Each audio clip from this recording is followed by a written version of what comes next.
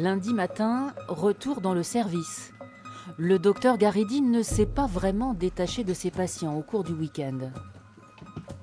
Le temps des transmissions avec les infirmières et les médecins de l'équipe permet de faire le point sur l'état des 50 malades hospitalisés pour des cancers. Elle a encore mal ou pas? Non. D'accord. Si la mucite va mieux, logiquement, elle va commencer à remonter ses globules. C'est vraiment un signe un peu prédictif de la remontée des globules. On n'arrive jamais à décrocher ou à couper complètement. Oui, dès qu'un patient inquiète, on appelle le collègue ou le collègue m'appelle, on en parle, etc. Et quand les patients sont un peu limites, on l'a laissé limite le vendredi, la première des choses qu'on demande le lundi, c'est l'état du patient en arrivant. On ne peut jamais couper complètement. Ces premières visites, il les réserve aux malades qui vont le moins bien ou qui sont dans les chambres à l'isolement des jours, voire des semaines.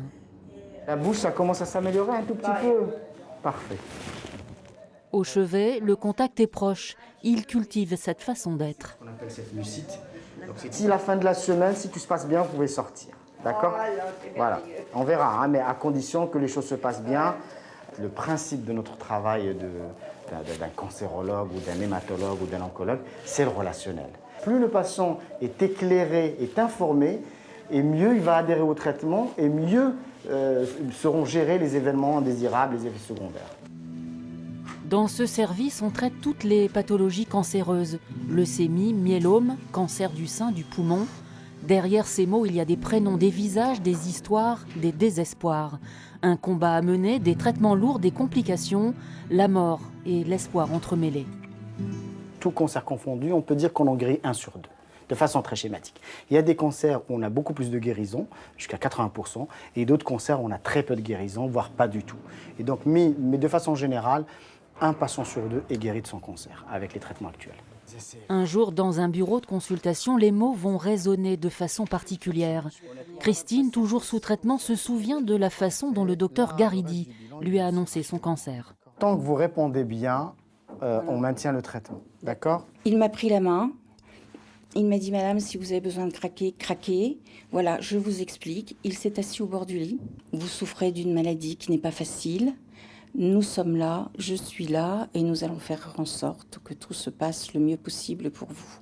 Et il a pris le temps de m'expliquer. On ne retrouve pas ça chez tous les médecins. Pour l'instant, évolution favorable. On n'est pas obligé de donner le nom de la maladie dès la première étape. Comment vous le dites? Alors, madame, monsieur, il y a une maladie sérieuse qui n'est pas catastrophique, qui n'est pas dramatique. À l'heure actuelle, on a des traitements pour vous soigner. Une maladie sérieuse qu'il faut traiter sérieusement. Il annonce 2 à 3 cancers par semaine. La récidive, la rémission, l'inéluctable aussi quand tous les traitements proposés ne répondent plus. Ces derniers mots le matin m'a dit la vie continue. Oui. Donc. Oui, elle continue, elle continue. C'est révoltant, c'est frustrant. La plupart des patients ne nous demandent pas la guérison. Ils nous demandent, voilà, est-ce que vous pouvez stabiliser la maladie, que je puisse vivre avec ma maladie le plus longtemps possible.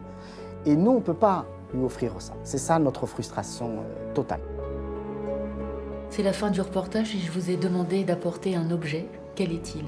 Alors cet objet, il est toujours sur mon bureau. C'est un objet qui m'a été offert par mes parents. Si je suis arrivé là aujourd'hui, c'est vraiment grâce à eux, donc je leur dois vraiment tout. Et cet objet, à chaque fois que je l'ai en face de moi, me rappelle mes parents et je sais qu'ils seront toujours là pour moi.